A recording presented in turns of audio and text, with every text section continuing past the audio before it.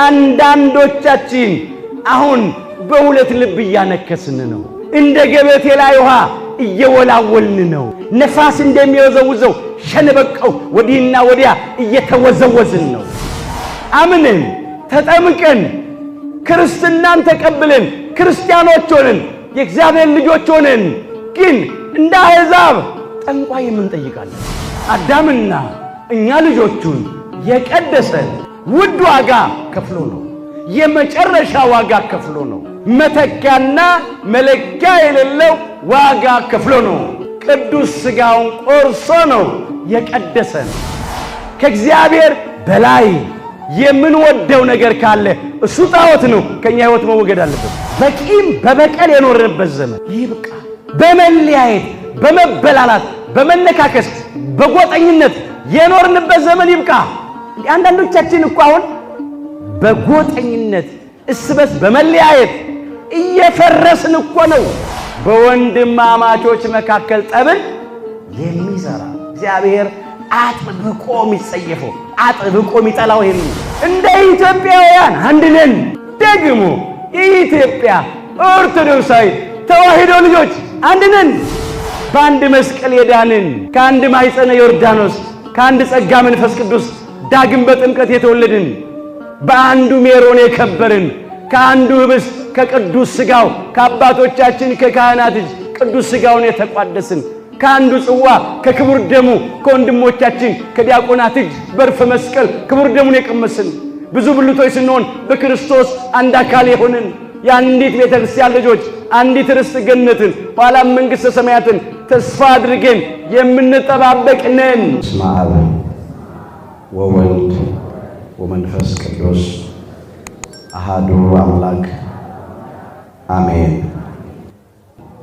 ኩኑ ቅዱሳነ በኩሉ ግእዝክሙ፣ በኑሯችሁ ሁሉ ቅዱሳን ሁኑ፣ በሥራችሁ ሁሉ ቅዱሳን ሁኑ። አንደኛ ጴጥሮስ ምዕራፍ 1 ቁጥር 16 ርዕሳችን ነው። ሁላችን እንደተከታተልነው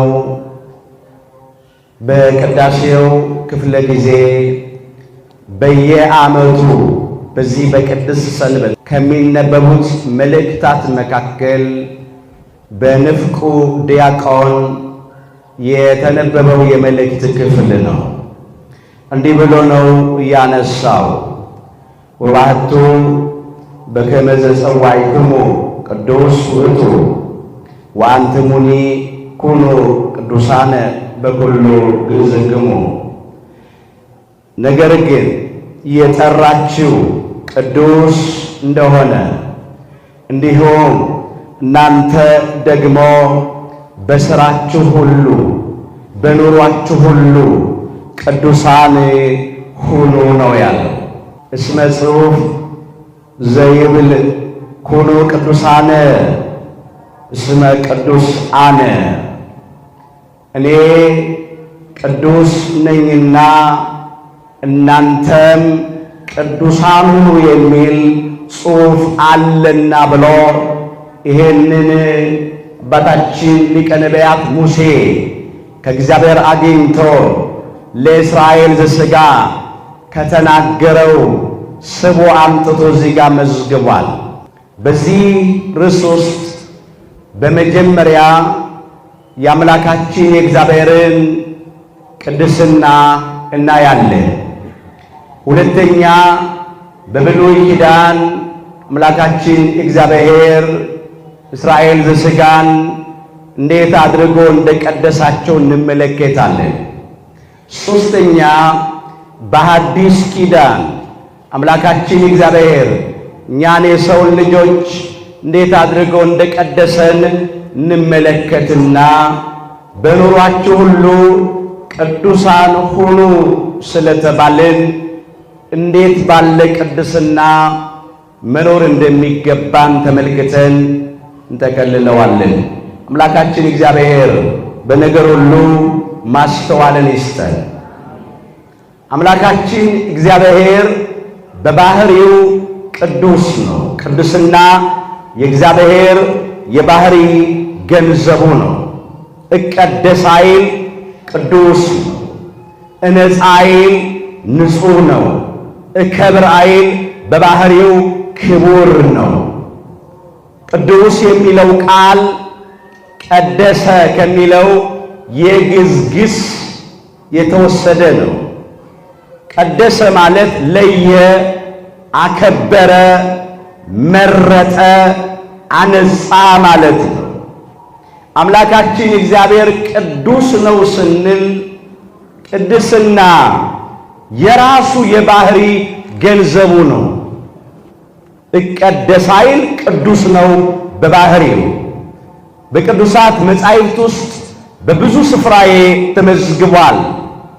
እመ ሳሙኤል ቅድስት ሐና በጸሎቷ እንዲህ ብላለች፣ እንደ እግዚአብሔር በሉ ቅዱስ የለምና፣ ካንተ በቀር ቅዱስ የለም። አንደኛ ሳሙኤል ምዕራፍ 2 ቁጥር 2 ላይ የተመዘገበ ኃይለ ቃል ነው። እንደ እግዚአብሔር ምን የለም? ቅዱስ የለም። በባህሪው ቅዱስ እግዚአብሔር ብቻ ነው። እውነት ነው። ቅዱሳን መላእክት፣ ቅዱሳን ነቢያት፣ ቅዱሳን ሐዋርያት፣ ጻድቃን ሰማዕታትን ቅዱሳን እንላቸዋለን። የነሱ ቅድስና የጸጋ ነው። የእግዚአብሔር ቅድስና ግን የባህሪ ነውና እንደ እግዚአብሔር ቅዱስ የለምና አለች ቅድስት ሐና። ካንተም በቀር ቅዱስ የለም አለች። ይህም ብቻ አይደለም። ራዕየ ዮሐንስ ምዕራፍ 15 ቁጥር 4 ላይ አንተ ብቻ ቅዱስ ነህና ነው ያለው። በባህሪ ቅዱስ እግዚአብሔር ብቻ ስለሆነ ማለት ነው። ለዚህ ነው እኔ ቅዱስ ነኝና እናንተም ቅዱሳን ሁኑ ያለው። ዘሌዋውያን 19 ቁጥር 2 ላይ ይሄ ተመስግቧል። ለጊዜው በሊቀ ነቢያት በሙሴ በኩል ለሕዝበ እግዚአብሔር ለእስራኤል ዘሥጋ አምላካችን እግዚአብሔር የተናገረው ቃል ነው። በባህሪው ቅዱስ የሆነ አምላካችን እግዚአብሔር ስሙ ራሱ ቅዱስ ነው።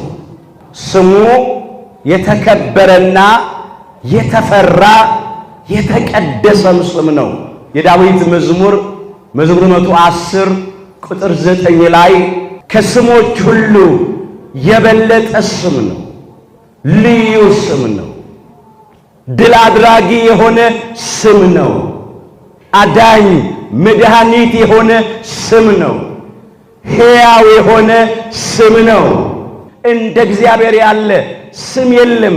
ከስሞች ሁሉ የበለጠ የተከበረ የተፈራ የተቀደሰ ስም ስለሆነ ትንቢተ ኢሳይያስ ምዕራፍ 57 ቁጥር 15 ላይ ለዘላለም የሚኖር ስሙም ቅዱስ የሆነ ይላል። የእግዚአብሔር ስም ቅዱስ ነው።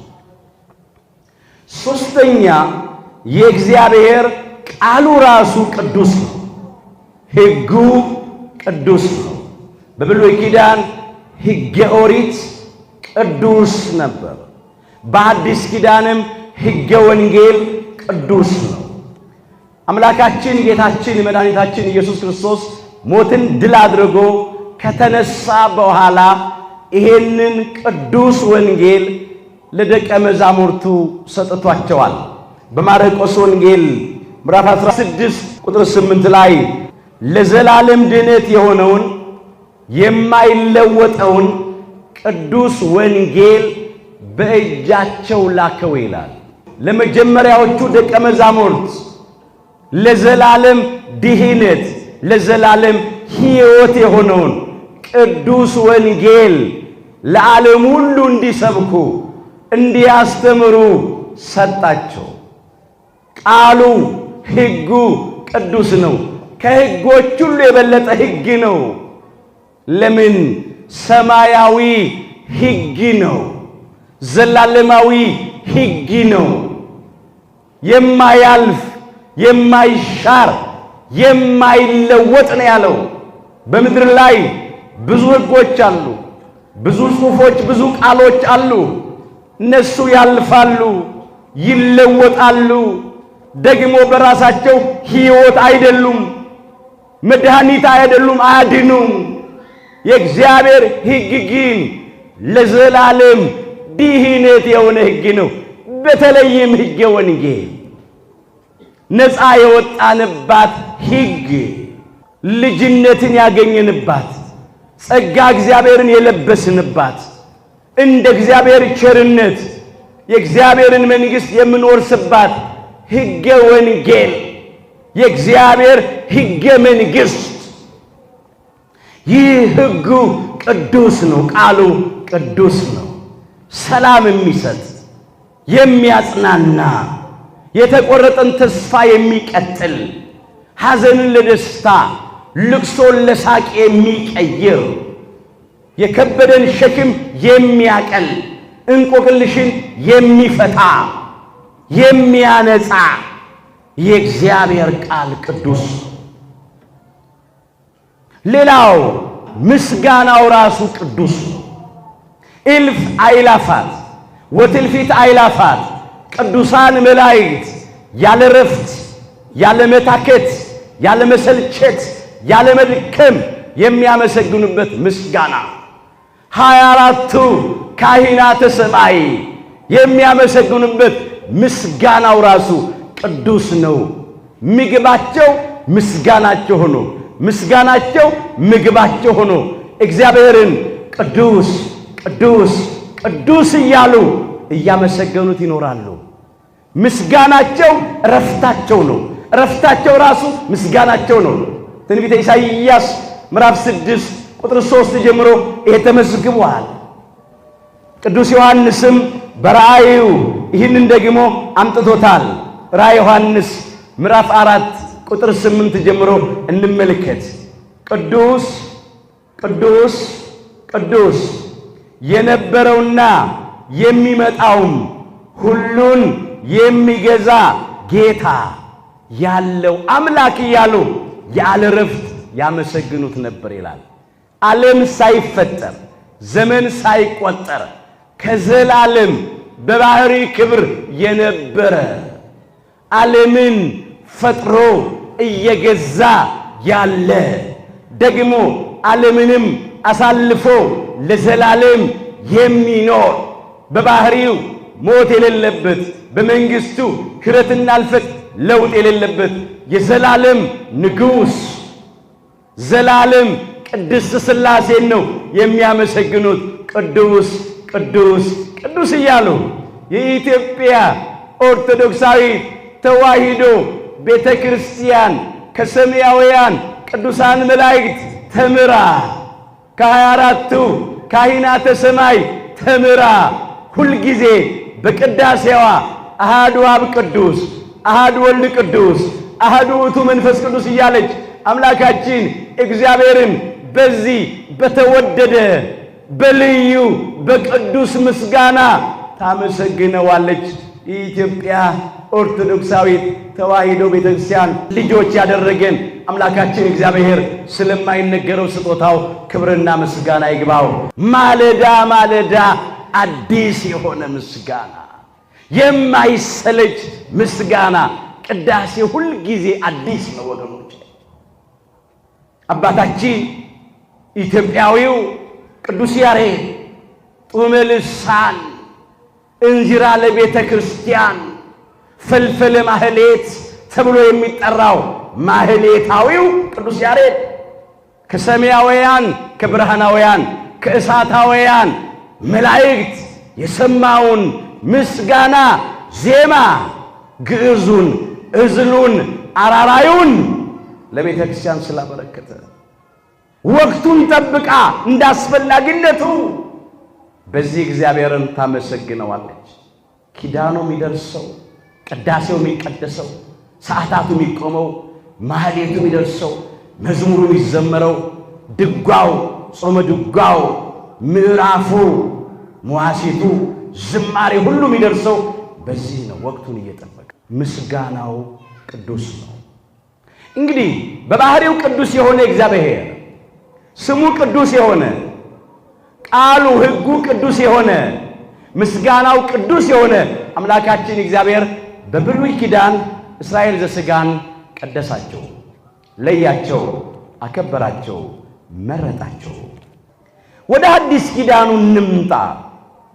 በአዲስ ኪዳን አምላካችን እግዚአብሔር የሰው ልጆችን እንዴት አድርጎ ነው የቀደሰው? በምንድን ነው የቀደሰው?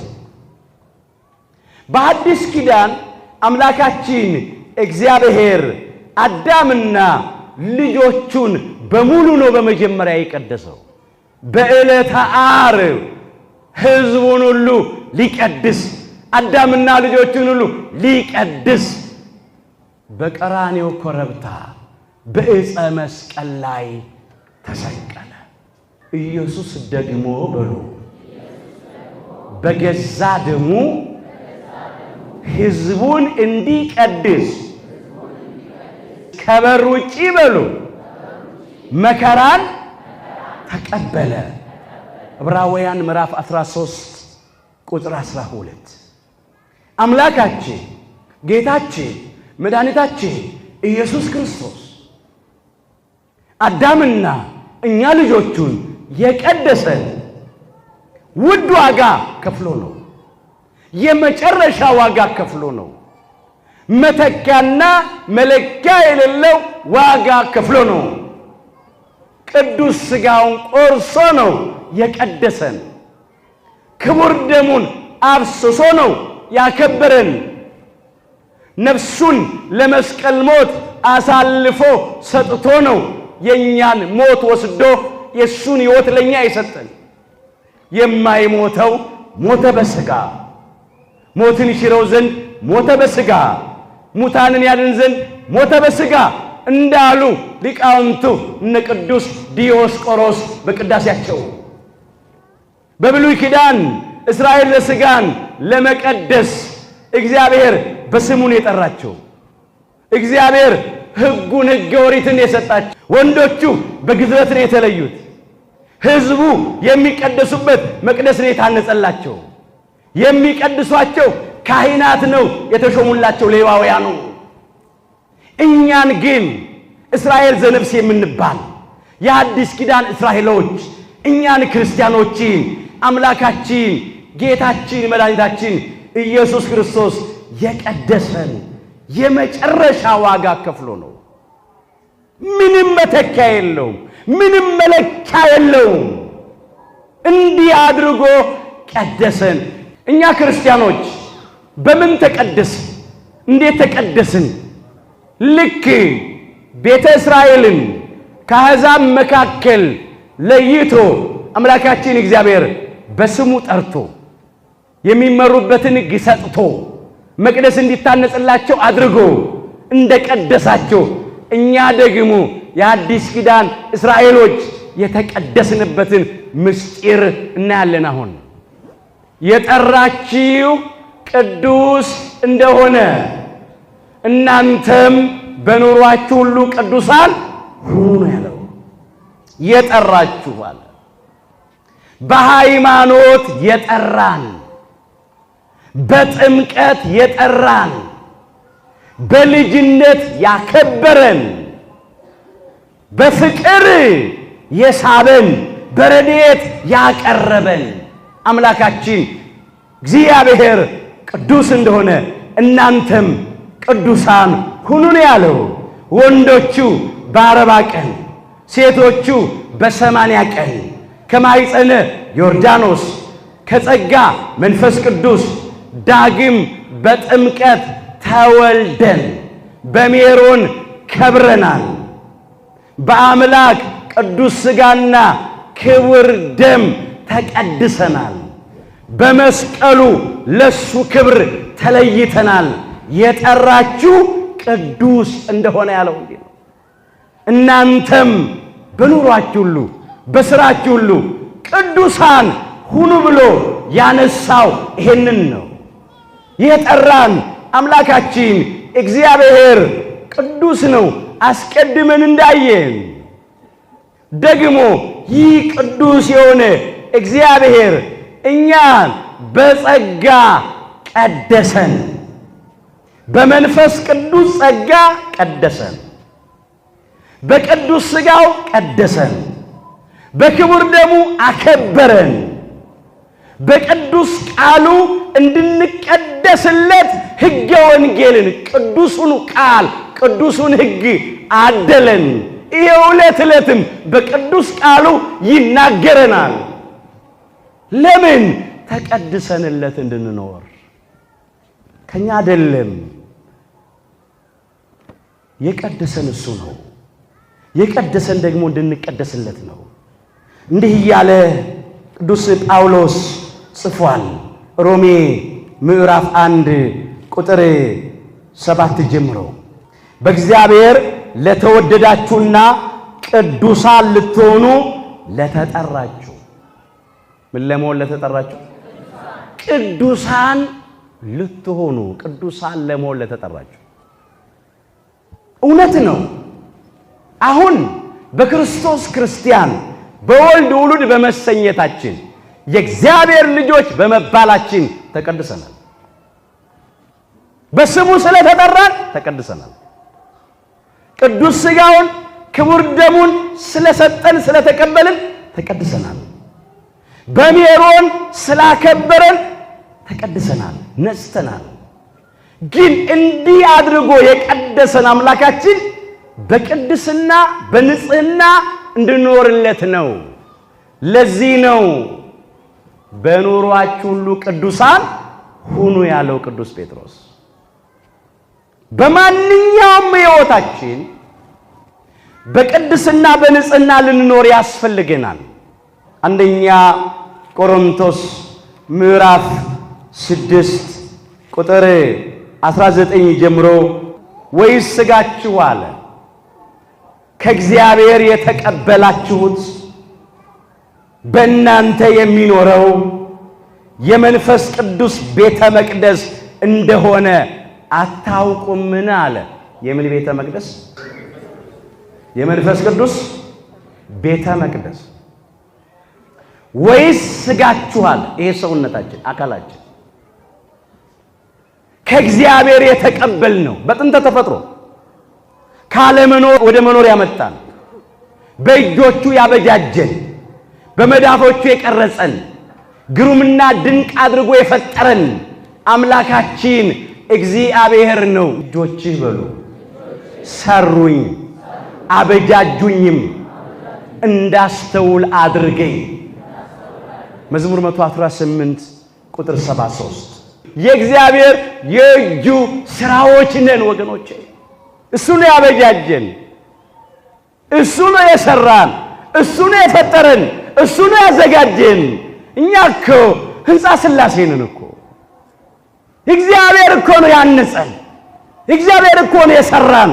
ለሱ ክብር እንድንኖር የመንፈስ ቅዱስ ቤተ መቅደስ እንድንሆን የእግዚአብሔር ብሉ ሕንፃ ናችሁ። አንደኛ ቆሮንቶስ ምዕራፍ 3 ቁጥር 9 ላይ የእግዚአብሔር ሕንፃዎች ነን። አንመለስ እዚያው አንደኛ ቆሮንቶስ 6:19 ላይ በዋጋ ተገዝታችኋልና ለራሳችሁ አይደላችሁም፣ ስለዚህ በሥጋችሁ እግዚአብሔርን አክብሩት አለ። እንደገና በአዲስ ተፈጥሮ ፈጥሮናል። በዋጋ ተገዝታችኋል አለ። በብር አይደለም፣ በወርቅ አይደለም፣ በከበረ ደሙ ነው የዋጀን። አንደኛ ጴጥሮስ ምዕራፍ 1 ቁጥር 19 ላይ በብር ወይም በወርቅ ሳይሆን ይላል ነውርና ኢድፍ እንደሌለው እንደ በግ ደም በክቡር የክርስቶስ ደም እንደተዋጃችሁ ታውቃላችሁ ይላል። የገዛን የዋጀን የተቤዠን ያዳነን ደግሞ ሕይወቱን ከፍሎ ነው። ቅዱስ ሥጋውን ቆርሶ ነው። ክቡር ደሙን አፍስሶ ነው። ነፍሱን ለመስቀል ሞት አሳልፎ ሰጥቶ ነው። በሐዲስ ተፈጥሮ እንደገና የፈጠረን ሕንፃው ነን። ይሄ ቤተ መቅደስ እንዲታነጽ ብዙ ዋጋ ወጥቷል። እውነት ነው። ብዙ ድንጋይ፣ ብዙ ብረት፣ አሸዋ፣ ጠጠር፣ ሲሚንቶ ብዙ ነገር ወጥቷል እዚህ ላይ። ግን ይሄ በዋጋ የሚተመን ነው። ይሄን ያህል ገንዘብ ወጥቶበታል ይችላል። እኛ ግን በብር አይደለም፣ በሚያልፍ ወርቅ አይደለም፣ ምንም መጠን የለውም፣ ልክ የለውም። በቃ እንዲህ አድርጎ ዋጀን፣ ቀደሰን፣ አነጸን፣ ሰራን። ስለዚህ በስጋችን ልናከብረው የሚገባው ይህንን አምላክ ብቻ ነው። ለሱ ክብር ነው መኖር ያለብን። ኦሪት ዘሌዋውያን ምዕራፍ 20 ቁጥር 7 ላይ ሰውነታችሁን በሉ ቀድሱ ቅዱሳንም ሁኑ። ምናችሁን ቀድሱ? ሰውነታችሁን ቀድሱ። ይሄ ቤተ መቅደስ ለእግዚአብሔር ክብር ተለይቷል፣ ተቀድሷል። የከበረ ነው፣ የተፈራ ነው። እግዚአብሔር በጸጋ የሚያድርበት፣ በመንፈሱ በረድኤቱ በበረከቱ የሚያድርበት ነው። የቃል ኪዳኑ ታቦት ያለበት ነው። መላእክት የሚወጡበት የሚወርዱበት ነው። ለአምልኮቱ የምንበረከክበት ነው። ለክብሩ የምንዘምርበት ነው። ኪዳኑ የሚደርስበት፣ ቅዳሴው የሚቀደስበት፣ ሳይታቱ የሚቆምበት፣ ማህሌቱ የሚደርስበት፣ ቃለ እግዚአብሔሩ የሚነገርበት፣ አማናዊው ቅዱስ ሥጋውና ክቡር ደሙ የሚፈተትበት የሰማይ ደጅ የጸጋው ግምጃ ቤት የበረከት ቤት ነው። የተቀደሰ ነው። የኛ አካል ደግሞ የኛ ሰውነት የኛ ሕይወት ለእግዚአብሔር ተቀድሶ ተለይቶ እንዲኖርለት እግዚአብሔር ይፈልጋል። ሰውነታችሁን ቀድሱ ቅዱሳንም ሁኑ ያለው ለዚህ ነው። ሰውነታችንን በምን እንቀድሰው? በኑሮ ሁሉ መቀደስ ማለት ምን ማለት ነው? ስንነሳ ያነሳነው ይሄን ነው። በኑሯችሁ ሁሉ ምን ሁኑ? ቅዱሳን ሁኑ። ስንቶቻችን አሁን ሰውነታችንን ቀድሰናል? በሕይወታችን በቅድስና የምንኖር ስንቶች ነን? አንዳንዶቻችን የሚጠፋ ብርን እናመልካለን፣ የሚፈነግል ወንበርን እናመልካለን፣ የሚሻር ዕውቀትን እናመልካለን፣ የሚረግፍ ውበትን እናመልካለን፣ የሚደክም ጉልበትን እናመልካለን። በሥጋ ለባሽ ወገኖቻችንና ዘመዶቻችን የምንመካ አለን። ከእግዚአብሔር በላይ የምንወደው ነገር ካለ እሱ ጣዖት ነው፣ ከኛ ሕይወት መወገድ አለበት። ከእግዚአብሔር በላይ የምንመካበት ነገር ካለ እሱ ጣዖት ነው። ዘመናዊ ጣዖት እኮ ነው። የሚመካ ቢኖር እግዚአብሔር ልቡናችን ሰሌዳ ላይ ይጻፍልን። ስንቶቻችን በእግዚአብሔር እንመካለን? ትንቢተ ኤርምያስ ምዕራፍ 9 ቁጥር 23 ላይ እግዚአብሔር እንዲህ ይላል፣ ጠቢብ በጥበቡ አይመካ፣ ኃያልም በኃይሉ አይመካ፣ ባለጠጋም በብልጥግናው አይመካ፣ የሚመካ ቢኖር በእግዚአብሔር ይመካ።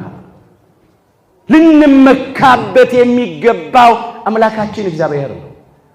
በባህሪው ሞት የሌለበት አምላካችን እግዚአብሔር፣ በመንግስቱ ሽረትና እልፈት ለውጥ የሌለበት አምላካችን እግዚአብሔር እንጂ በምድራዊ በስጋዊ በሚያልፍ በሚጠፋ በሚቀር ነገር ልንመካ አይገባም። እሱ ሸንበቆን መመርኮዝ ነው። ሸንበቆ ደግሞ ቢመረኮዙት እየተሰነጠረ ይወጋል ወይም ተሰብሮ ይጥላል። በጣዖታትም መመካት ይሄው ነው። እባካችሁ ራሳችንን እንጠይቀው፣ እንመርምረው፣ እንዴት እየተመላለስን እንደሆነ አሁን እንወስን። ሰውነታችንን እንቀድስ። ለኛ እንደ እግዚአብሔር የሚሆን ማንም የለም። መጽሐፍ ምን ይላል? እንደ እግዚአብሔር ያለ ማንም የለም። ኦሪት ዘዳግም ምዕራፍ 33 ቁጥር 26 ላይ ተመዝግቧል። ልናመልክ የሚገባው እግዚአብሔርን ብቻ ነው። አንጠራጠር፣ በሁለት ልብ አናነክስ፣ በሃይማኖት እንጽና፣ በፍጹም ልባችን እግዚአብሔርን እናምልከው፣ እግዚአብሔርን ተስፋ እናድርግ፣ በእግዚአብሔር እንደገፍ። በሃይማኖት ለእግዚአብሔር ተለይተንለት እግዚአብሔርን ብቻ እያመለክን በሕይወታችን ዘመን ሙሉ እንድንኖር በቸርነቱ ይርዳል። ሁለተኛ ለእግዚአብሔር መቀደስ በኑሮ ሁሉ ቅዱስ መሆን ማለት በምግባር መቀደስ ነው። በጽድቅ ሥራ ለእግዚአብሔር መለየት ነው። የእግዚአብሔር ፈቃድ በሉ እርሱም መቀደሳችሁ ነው። አንደኛ ተሰሎንቄ ምዕራፍ 4 ቁጥር 3 ጀምሮ ተመዝግቧል። የእግዚአብሔር ፈቃድ ምንድነው? መቀደሳችሁ ነው። የእግዚአብሔር ፈቃድ እርሱም መቀደሳችሁ ነው አለና ከአሕዛብ ሲለይ ከዝሙት እንድትርቁ እግዚአብሔርን እንደማያውቁ አሕዛብ በፍትወት ምኞት አይደለም እንጂ ከናንተ እያንዳንዱ የራሱን ዕቃ በቅድስናና በክብር ያገኝ ዘንድ እንዲያውቅ ነው። አሕዛብ ናቸው በሥጋዊ ፍትወት የሚመላለሱት። ከዚህም ከዚያም ይደርሳሉ፣ እንደ ውሻ ይልከሰከሳሉ፣ በሴሰኝነት ይመላለሳሉ፣ በዝሙት ይኖራሉ።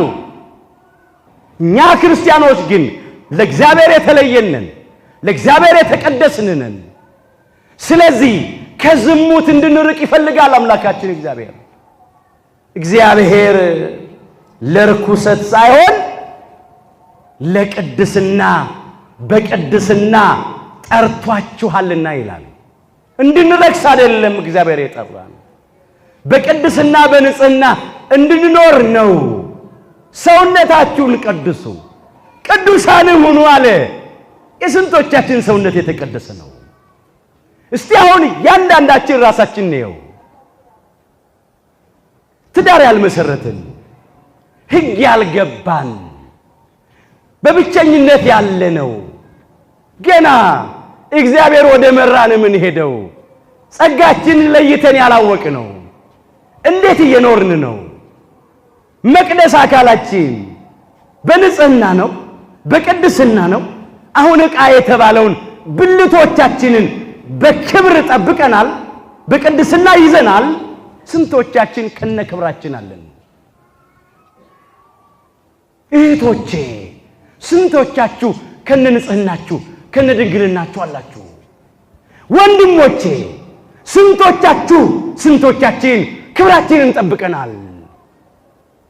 ከጋብቻ በፊት የሚደረግ ማንኛውም ሥጋዊ ግንኙነት ዝሙት ነው፣ ርኩሰት ነው፣ ነውር ነው። ሰውነታችንን በዝሙት ያረከስን አሁን በንስሐ እንቀድሰው፣ እንመለስ። ሰውነታችሁን ቀድሱ፣ ቅዱሳን ሁኑ። ብዙዎቻችን ተበላሽተናል፣ ረክሰናል፣ ቆሽሸናል። ራሳችንን መግዛት አቅቶናል። በፍትወት በሥጋዊ ምኞት እሳት እየተቃጠልን ነደናል። ከዚህም ከዚያም ደርሰናል። ደግሞ ሕግ የገባችሁ ትዳር የመሰረታችሁ ስንቶቻችሁ መኝታችሁ ንጹህ ነው? ስንቶቻችሁ ጋብቻችሁ ቅዱስ ነው? መጋባት በሁሉ ዘንድ ክቡር፣ መኝታውም ንጹህ ይሁን።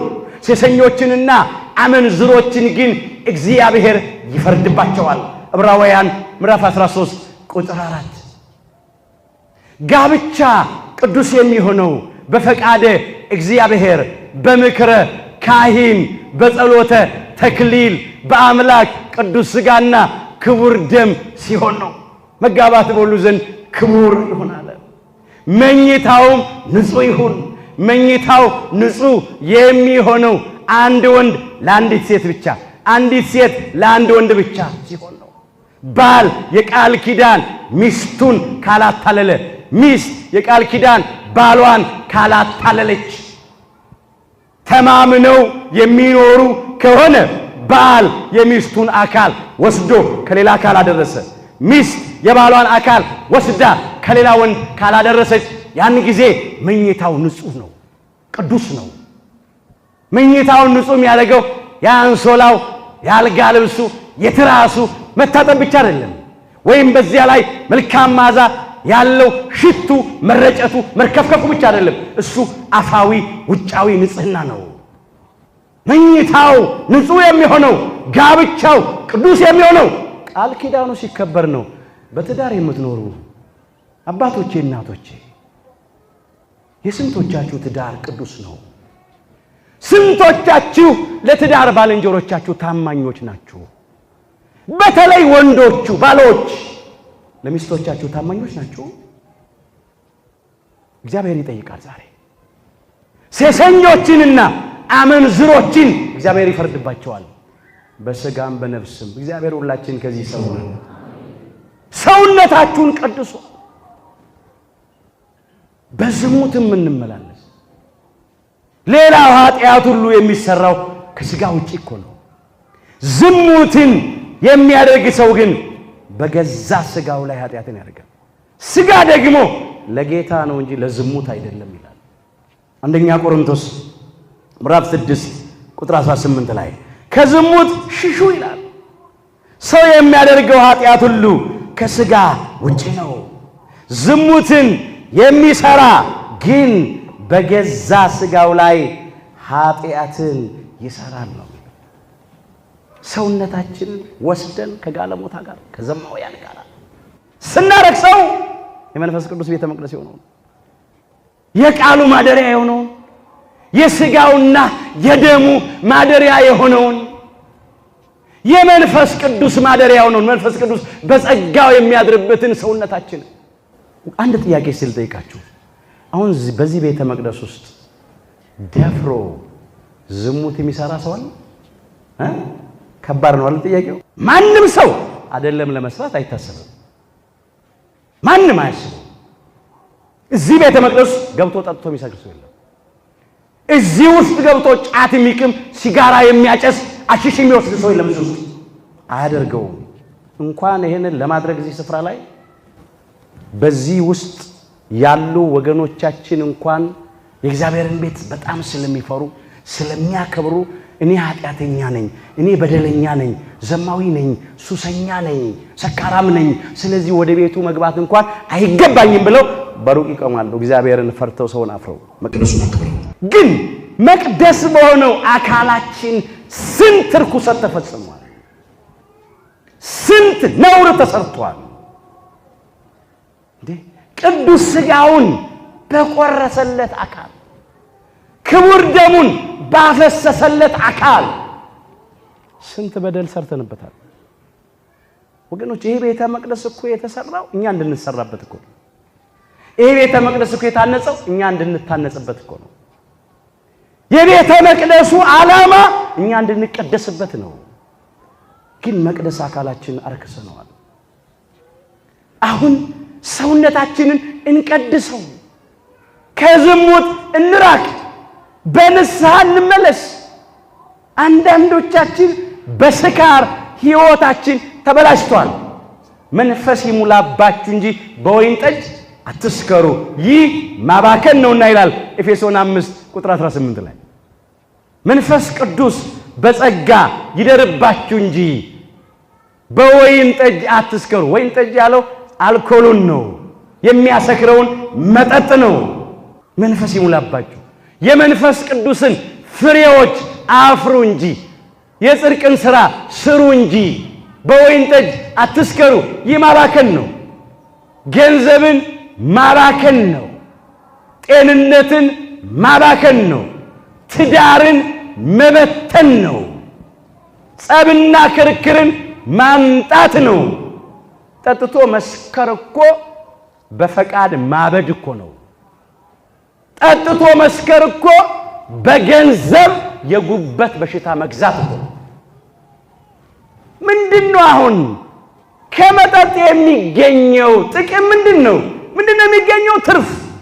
መጽሐፈ ምሳሌ ምዕራፍ 23 ቁጥር 29 ጀምሮ ዋይታ ለማን ነው? ሐዘን ለማን ነው? ጩኸት ለማን ነው? ጠብ ለማን ነው? ያለ ምክንያት መቁሰል ለማን ነው? የአይን ቅላት ለማን ነው? ስካር መጠጥ የሚያመጣውን ነገር ነው የዘረዘረው። የወይን ጠጅ በመጠጣት ለሚዘገዩ አይደለምን አለ። የሚያሰክረውን መጠጥ ነው ወይን ጠጅ እያለ የሚለው እዚህ የሚያነሳው የተደባለቀ የወይን ጠጅ ይፈትኑ ዘንድ ለሚከተሉ አይደለምን አለ። የተደባለቀ አለ። ዓለሙ ዛሬ የሚያነሳው ማለት ነው። ወደ ወይን ጠጅ አትመልከት አለ። በሩቅ ሲያጥር በቀላ ጊዜ መልኩም በብርሌ ባንጸባረቀ ጊዜ እየጣፈጠም በገባ ጊዜ በኋላ እንደ እባብ ይነድፋል፣ እንደ እፉኝትም መርዙን ያፈሳል። ዓይኖች ጋለሞታዎችን ያያሉ፣ ልብህም ጠማማ ነገርን ይናገራል አለ። የእባብ መርዝ ነው አለ። እንደ እባብ ይነድፋል። ብድግ አድርገው አንድ በሞቴ ይላል አይደል? ከዛ ሁለተኛ አንድማ ያጣላል። ጠጥቶ በመስከር ለመታረቅ ለመስማማት ጠብ ለማን ነው? ዋይታ ጮት ለማን ነው? ያለ ምክንያት መቁሰል ለማን ነው ያለው? እነሱ ግን ሁለት ያፋቀራል ብሎ ብድግ እንደገና ሶስተኛ ደግሞ ሶስት መበተኛ ለመበታተን እርስ ለመበታተን አራተኛ ደግሞ ለመንገድ ቤቱ ሊያደርሰው ነው፣ መንገድ ላይ ያስቀረዋል። ስንቱ ውሻ ልሶታል መንገድ ላይ ጠጥቶ ሲሰከር፣ ስንቱ በመኪና አደጋ ሞቷል። እየተንገዳገደ በቃ የሚያደርገውን የሚሰራውን አያውቅም። ከዚህ ምን ትርፍ አለ? ጠጥተን የሰከርንበት ዘመን ይብቃ። አሁን ሰውነታችንን እንቀድስ፣ ራሳችንን እንግዛ። ስካር የሥጋ ስራ ነው፣ ጨለማ ስራ ነው። ስካር የአሕዛብ ነው። አሕዛብ ናቸው ስዱ የሚኖሩት በቃ ራሳቸውን የማይገዙ። እኛ ግን የሰከርንበት ዘመን ይብቃ። ያዋርዳል። ብዙዎች ተዋርደዋል። በዚህ በቂም በበቀል የኖርንበት ዘመን ይብቃ። በመለያየት በመበላላት በመነካከስ በጎጠኝነት የኖርንበት ዘመን ይብቃ። እንግዲህ እግዚአብሔር ውስጣችንንም ውጫችንንም ስጋችንንም ነፍሳችንንም መንፈሳችንንም ይቀድስልን። አንደኛ ተሰሎንቄ ምዕራፍ 5 ቁጥር 23 ላይ የሰላምም አምላክ ራሱ በሉ ሁለንተናችሁን ይቀድስ፣ መንፈሳችሁም ነፍሳችሁም ስጋችሁም ጌታችን ኢየሱስ ክርስቶስ በመጣ ጊዜ ያለ ነቀፋ ፈጽመው ይጠበቁ። ሶስቱንም አነሳ። ስጋችን ይሄ የሚጨበጠው የሚዳሰሰው የሚራበው የሚጠማው የሚደክመው የሚያንቀላፈው ኋላም የሚሞተው የሚፈርሰው የሚበሰብሰው ከስጋ ጋር ተዋሂዳ ያለች ነፍስ አለች። ዘላለማዊት ሕያዊት የሆነች ነፍስ አለች። ደግሞ መንፈስ አለ። ከእግዚአብሔር የተሰጠን መንፈስ ደግሞ አለ። ሁለንተናችን እንዲቀደስ ነው ያለው። ሁለንተናችሁን ይቀድሳል። አሁንም አምላካችን እግዚአብሔር ስጋችንንም ነፍሳችንንም መንፈሳችንንም ይቀድስልን። እሱ ዳግም ለፍርድ ሲመጣ ያለ ነቀፋ በክብር እንድንጠብቀው በቸርነቱ ይርዳል። በደስታችን በሐዘናችን ለእግዚአብሔር እንቀደስለት። ደስታችን እግዚአብሔር የሚከብርበት ይሁን። ደስ ካለን እንዘምር፣ አንስፈን፣ ዳንኪራ አንርገጥ፣ አንጨፍር፣ አንደንስ። ያ የአሕዛብ ነው። ሐዘን ደግሞ ሲሆን በመጠን እንዘን፣ ተስፋ አንቁረጥ። ከሞት በኋላ ሕይወት አለን፣ ከመቃብር በኋላ ትንሣኤ አለን። አመጋገባችን፣ አለባበሳችን፣ ሐሳባችን፣ ንግግራችን፣ ስራችን በሙሉ የተቀደሰ ይሁን፣ የተለየ ይሁን። እንደ አሕዛብ ሕግ እንደሌላቸው ስርዓት እንደሌላቸው እግዚአብሔርን እንደማያመልኩ እግዚአብሔርን እንደማያውቁ አንመላለስ። በኑሯችሁ ሁሉ ቅዱሳን ሁኑ። አንደኛ ጴጥሮስ ምዕራፍ 1 ቁጥር 16 አምላካችን እግዚአብሔር ሁላችንንም በኑሯችን ተቀድሰንለት እንድንኖር በቸርነቱ ይርዳን። የሁላችንን መጨረሻችንን አምላካችን እግዚአብሔር በቸርነቱ ያሳምርልን። ይቆየን።